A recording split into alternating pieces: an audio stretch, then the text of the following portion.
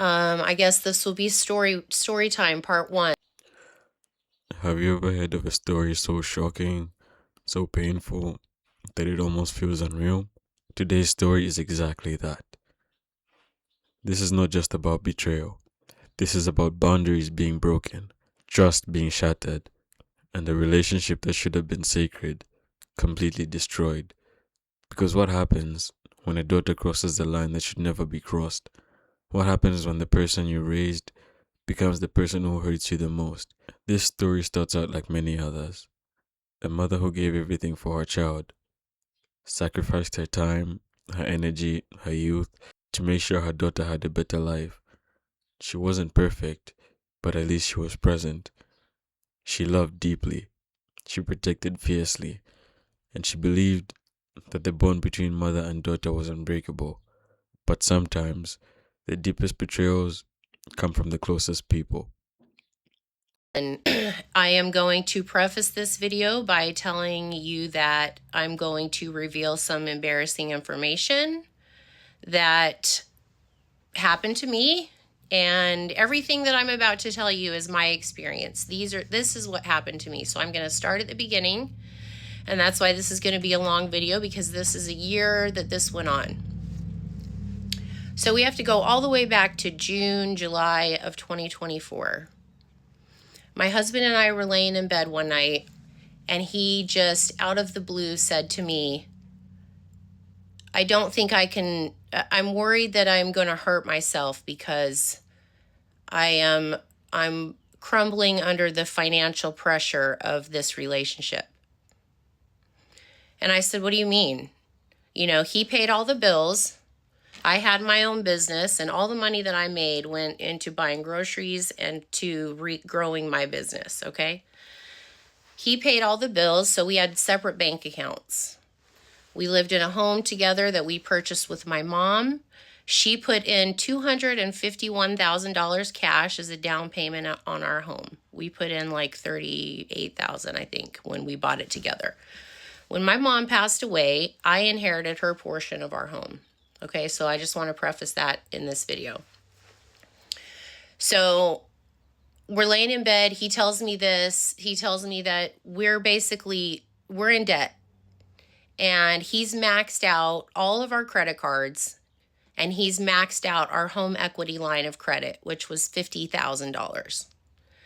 And I had no idea what he had maxed out the home equity line of credit because, like I said, we had separate bank accounts. All the bills were in his name. So he took care of all the financial stuff.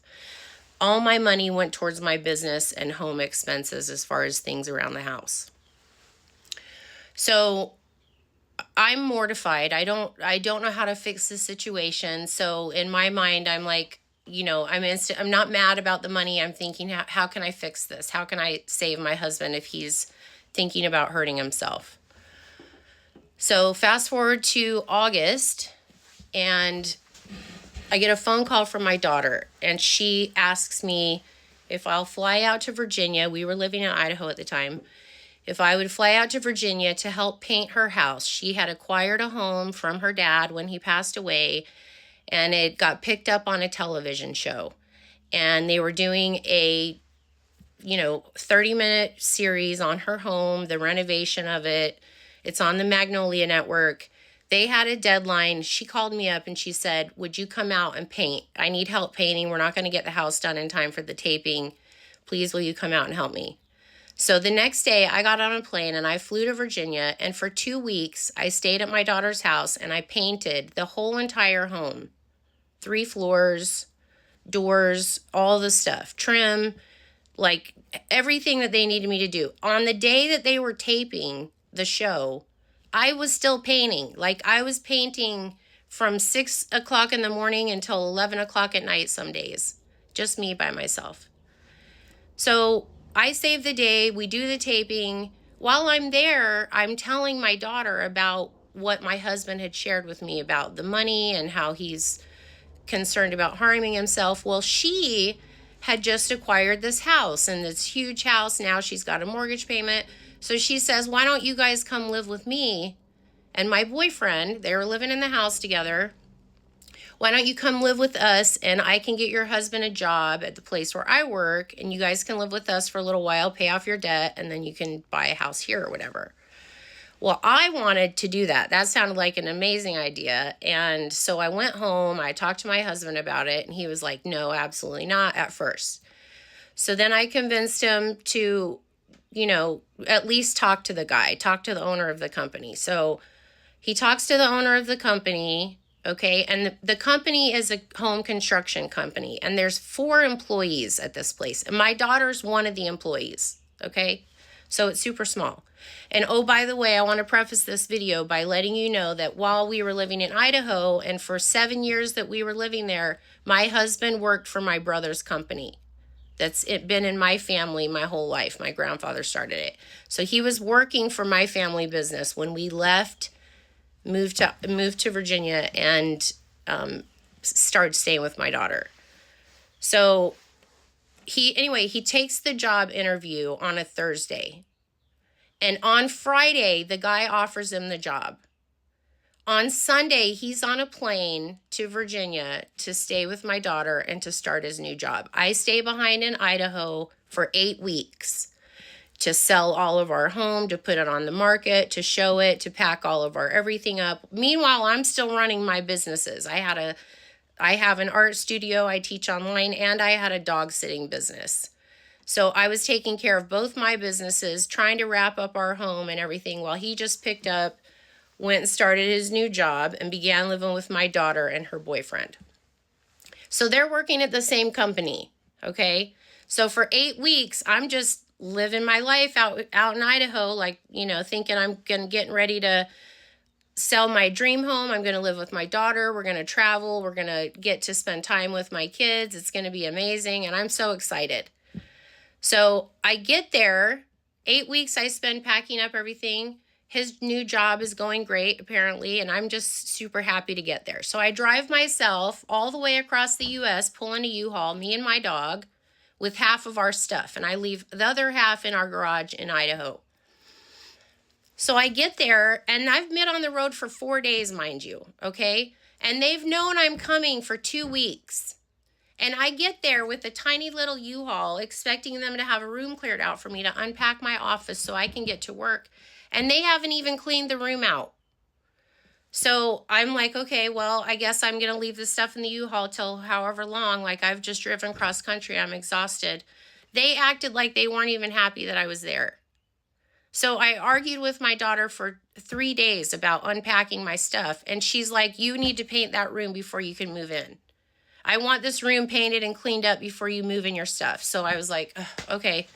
So I end up leaving all my stuff in the U-Haul. Basically, I unpack some stuff in around her house, and I'm forced to have to now paint this office before I can set up my stuff to work.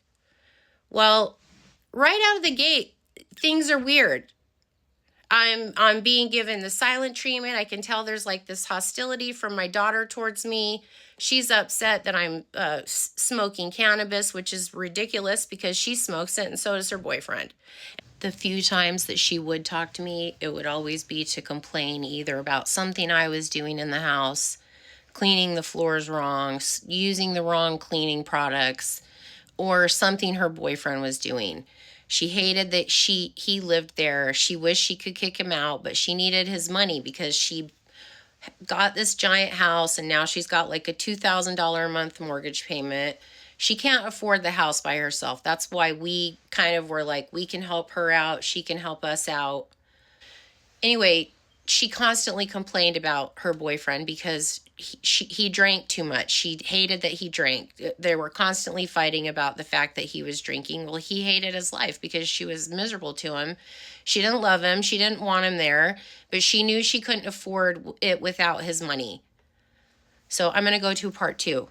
Okay, so this is the part 2. So we are in roughly December. Christmas was lovely. My son, who is an adult, also came over, spent Christmas with us. It was amazing. Then in January, we got a phone call that our house in Idaho, while it was on the market, flooded. It had a flood. And the realtor found out what was going on, they pumped out something like 55,000 gallons of water out of our house. It was a complete nightmare, and we were trying to deal with that from Virginia in Idaho. And my husband is a construction project manager, my ex-husband was. And he told me not to worry about anything. He would take care of all of the things that were involved with that. So fast forward to February, and my daughter still is just really hostile towards me. My husband is starting to become distant.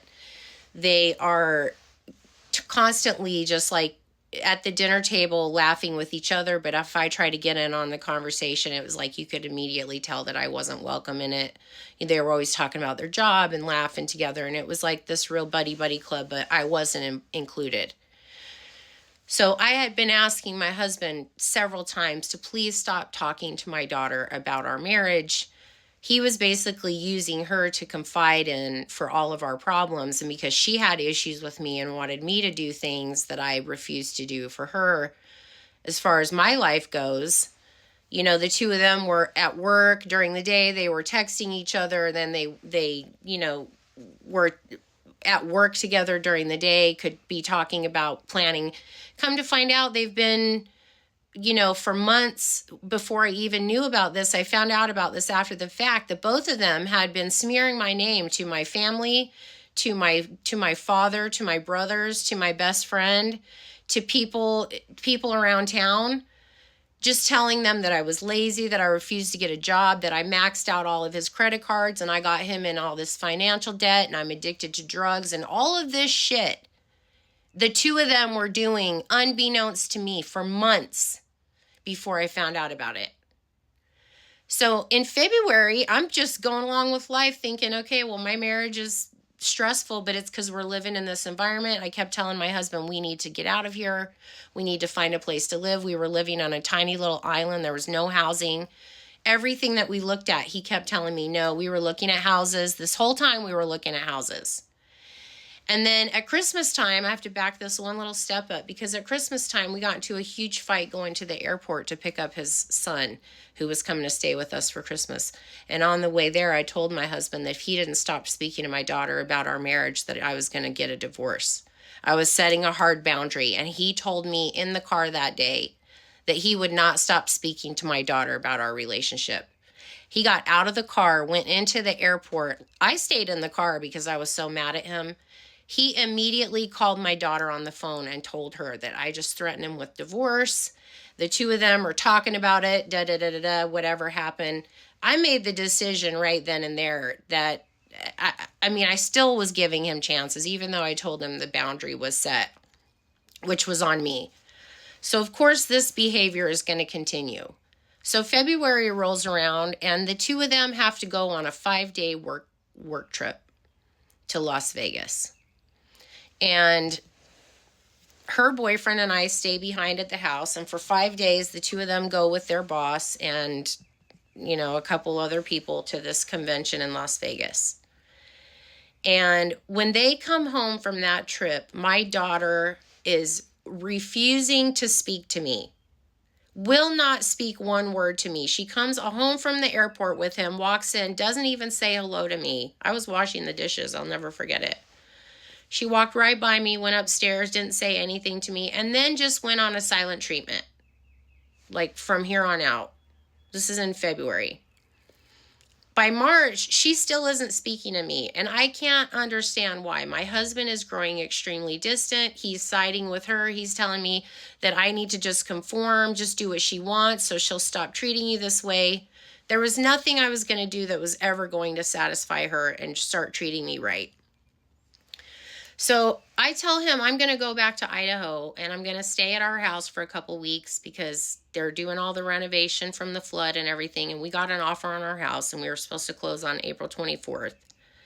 And I'm going to go back to the house for 2 weeks. It's too stressful living in this environment. I'll sleep on a mattress on the floor and make sure my house is ready for the new homeowners when the time comes. You can fly out to Idaho a couple days before we get ready to close, sign the paperwork, and then we'll get our stuff and drive back to Virginia.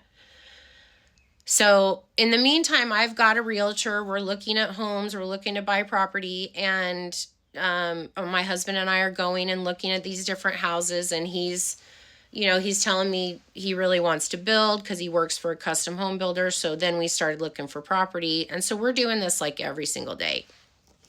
So he's been at his job long enough now to have health insurance. Okay, so he gets health insurance, and he tells me he's going to call and get an appointment because he needs to get a checkup. He's going to be 57. He needs to get a checkup and a new doctor. So I'm like, okay, great. So he calls, makes an appointment. They do all the testing, whatever. And then I guess like a couple days later, I get a text message on my phone, and it's from the pharmacy in town.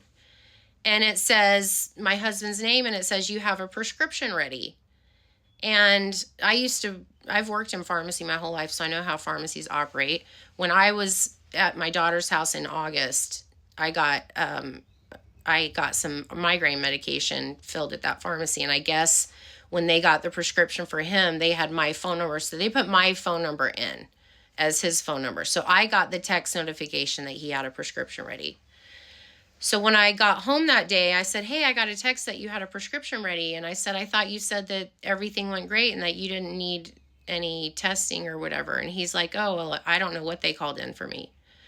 And I said, what do you mean they don't know what they called in for you? That's not how it works. The doctor asks you if you want a prescription. They ask you what pharmacy you use. They ask you if you know the phone number. They tell you they're going to fax the prescription over, they're going to call it in or email it or whatever, and then they let you know that it's going to be at the pharmacy ready for you to pick up. So what do you mean you don't know he called something in for you? And he goes, well, I don't know. I'll have to call and find out. I'll have to call the pharmacy. And I said, okay. So, I waited for like a day. And then the next day I said to him, I said, hey, what did you call the pharmacy and figure out what was going on? And he goes, yeah, it turns out he called in a little blue pill prescription for my husband. And I said, why did he do that? Because we hadn't been having sex for like 6 months because we were living in my daughter's house. And I said, who is that for? What do you mean you've never had a problem with that before? What is this? And he goes, oh, well, I did ask for it because I just got it. I got it to make me feel better. I said, to make you feel better with who? Because you're not sleeping with me. So who is the prescription for? Husband? At this point, I point blank asked him if there was something going on between him and my daughter. Because she wanted her boyfriend out. They're working at the same company. They're going to work together at the same place. They're taking trips together. She's not speaking to me. He's not speaking to me. He's telling me he's refusing to stop involving my daughter, who's 28, and not his child, in our marriage while we're living in her house. And so, of course, everything that they're communicating, I'm the bad guy in the situation. So she's taking it all out on me. Pretty soon the two of them are just feeding off of each other. And then her poor boyfriend, he doesn't know what to do. I can tell that he feels so sorry for me, but he can't stop it. So it's like all these miserable people living in this house, So I'm like, I got to get out of here. Now this is going to go to a part 3. All right, so here we go with part 3. So at this point, it's March. And I'm ready to bounce. I've got to get out of this toxic environment.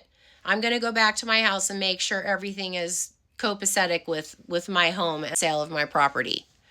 So I drive myself back to Idaho, stay there for 2 weeks, getting all my stuff ready. Meanwhile, I'm thinking that my husband and I are going to buy some property. We're going to start building a home. I am still like hoping that my marriage is going to survive this move and the situation with my daughter. And I'm thinking that maybe I can salvage my marriage if I get out from under her roof, okay? And just get back to focusing on me and my husband. So I get back to Idaho. I'm doing all this stuff with my house. I'm making sure that my brother's company is doing all the things that they're supposed to be doing and that my house is prepared and ready for the new owners. And so 4 days before we're supposed to close on my house, my husband flies into Boise, and I go to pick him up at the airport, and it was like 1:30 in the morning when his flight arrives. And I am so happy to see him. I'm so excited to see him because I'm like, oh my God, I finally have my husband here without my daughter around. We're going to be in our house. Like, we can finally have some alone time. And so we get back home. Of course, we're like intimate because we haven't seen each other for 2 weeks. Plus, we hadn't been being intimate because we were living with her. And so then the next day we get up, we're doing all the things. We go do some shopping. We have some lunch. We go to dinner. We're talking to the realtor about property. And then I'm thinking, okay, I can save this. I can save this marriage, right? Things are looking good. That night, second night, we're intimate again. We're really like, things are going really great. And then third night, we intimate again. We're getting ready to go to sleep. We got to wake up in the morning to go sign the closing on our house at noon at the title company. And so I think it was a Friday or a Thursday. I can't remember. But anyway, so and mind you, that night before that, I had been talking to the realtor. She sent me another home listing that she thought we might like. So then the next morning, the morning of the closing, it's like 6:15, and my husband and I are laying in bed, and I woke up and I felt him like staring at me. And I woke up and I like went like this, because he was like literally up on his fist like this, laying in bed, just looking at me. And I said, what are you doing? What's going on? What's wrong? Why are you just staring at me? And he goes, do you remember when we first started dating, how we used to just lay on the chase and we would cuddle and stuff? Wasn't that just the best time? And I said, yeah, that was a pretty amazing time. He goes, I wish we could go back to that. And I said, yeah, well, we can't. We're older. It's been almost 10 years since that, So then he looks at me and he goes, I have to tell you something. And mind you, it's 6:15 in the morning. And I said, what? And he goes, I talked to a lawyer. And I said, about what? And he said, a divorce. And I said, what do you mean?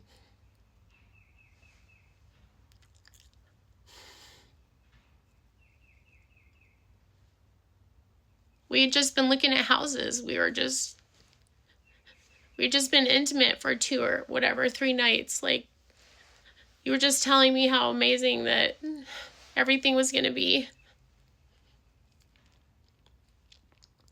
And I just looked right at him and I said, have you told my daughter this?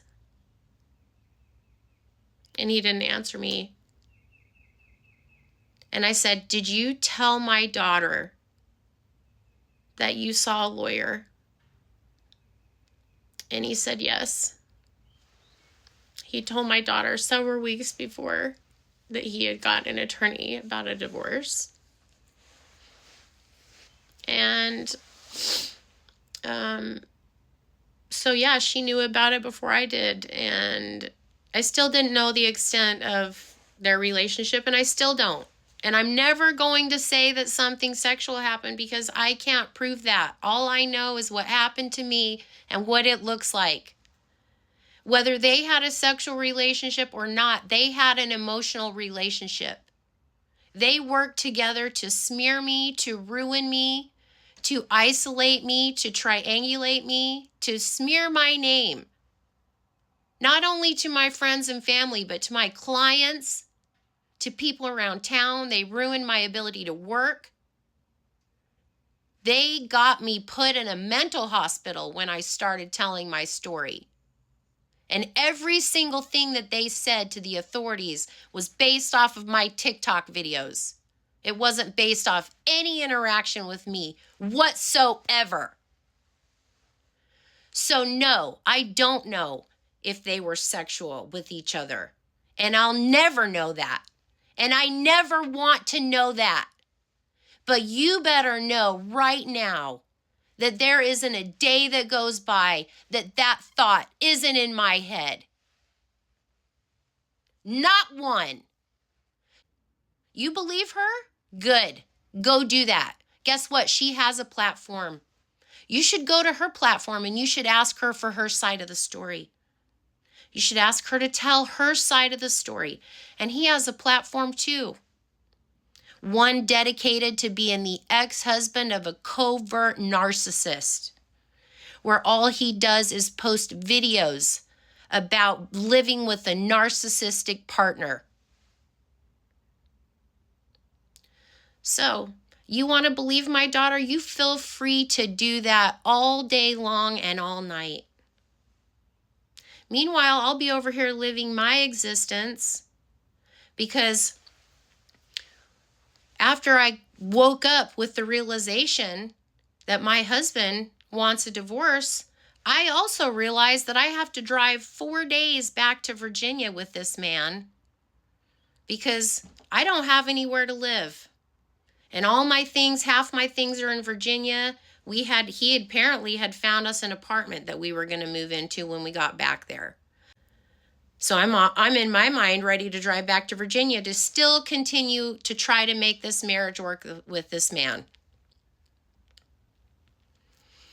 We get to Nebraska.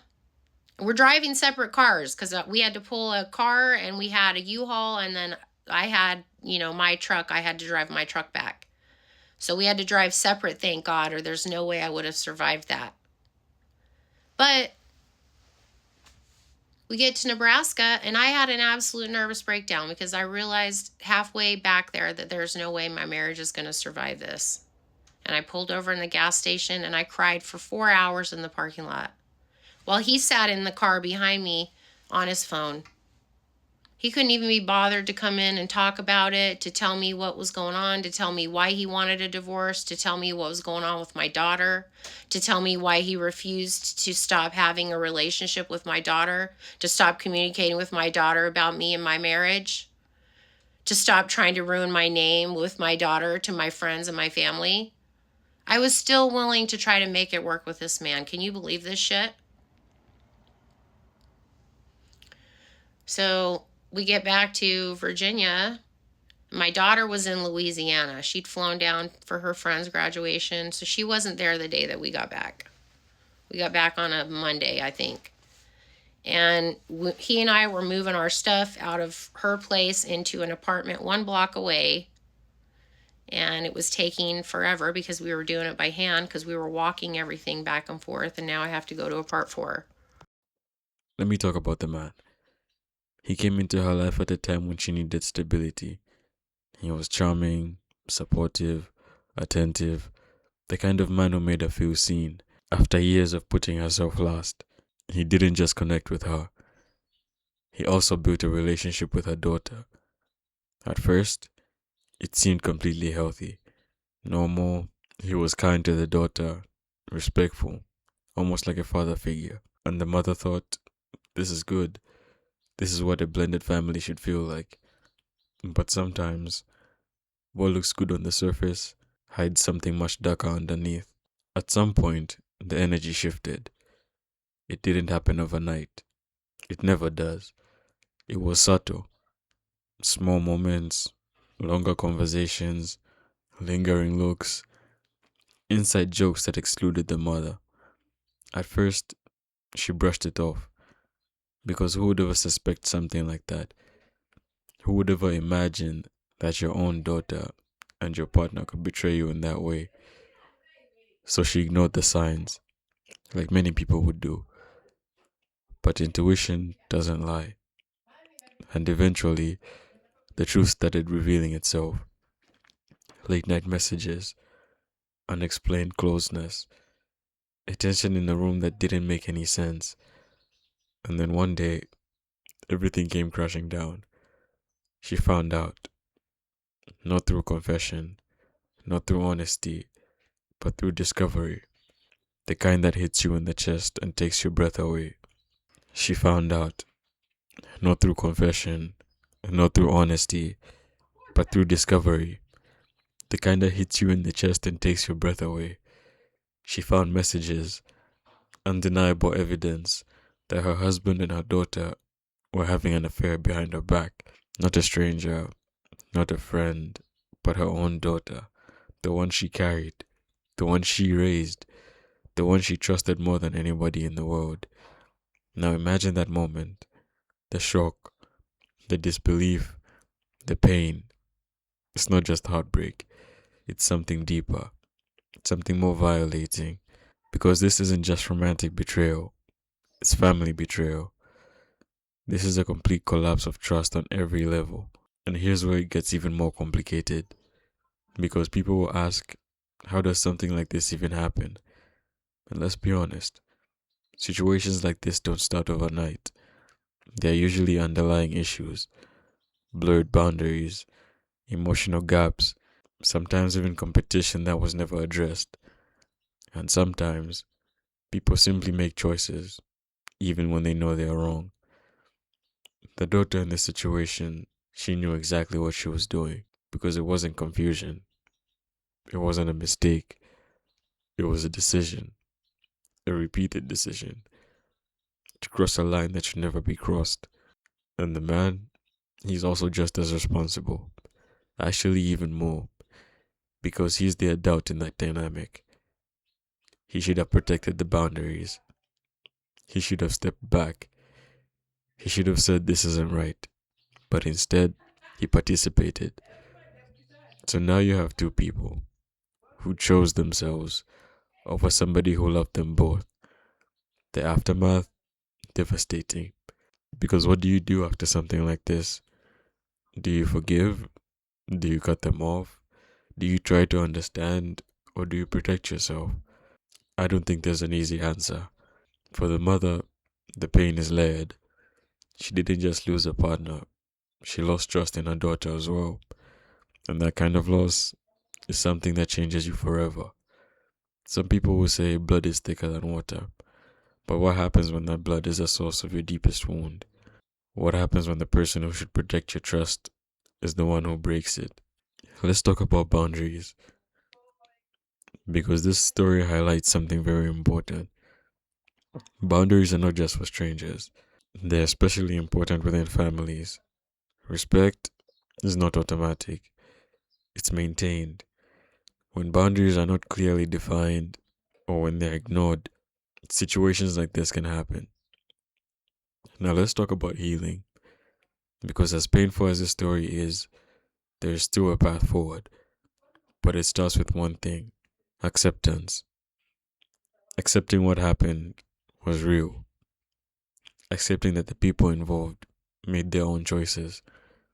And accepting that you deserve better. Healing does not mean forgetting, it does not mean excusing.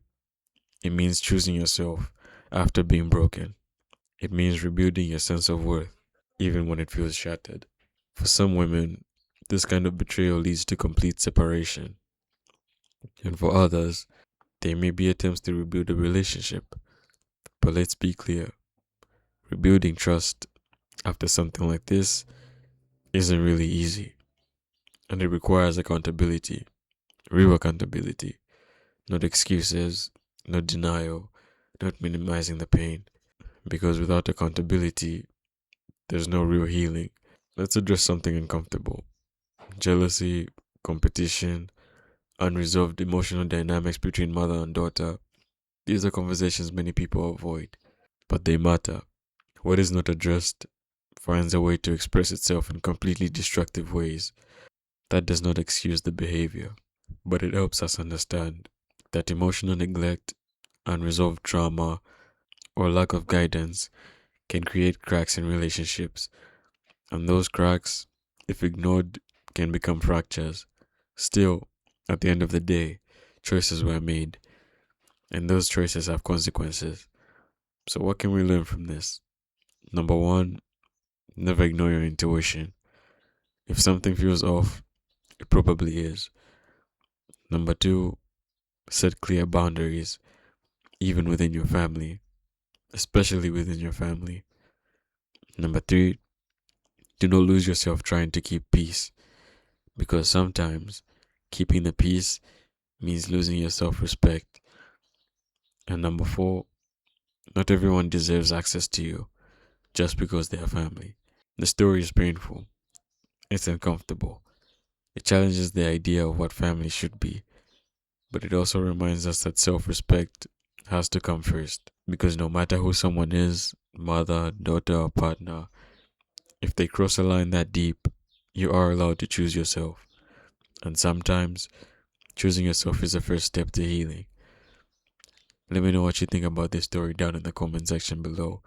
And while you're done there, don't forget to like the video, subscribe to the channel, and hit that notification bell so that you don't miss an upload. Could you forgive somebody in a situation like this? Or is that a line crossed that can never be repaired? I'll see you guys in the next one.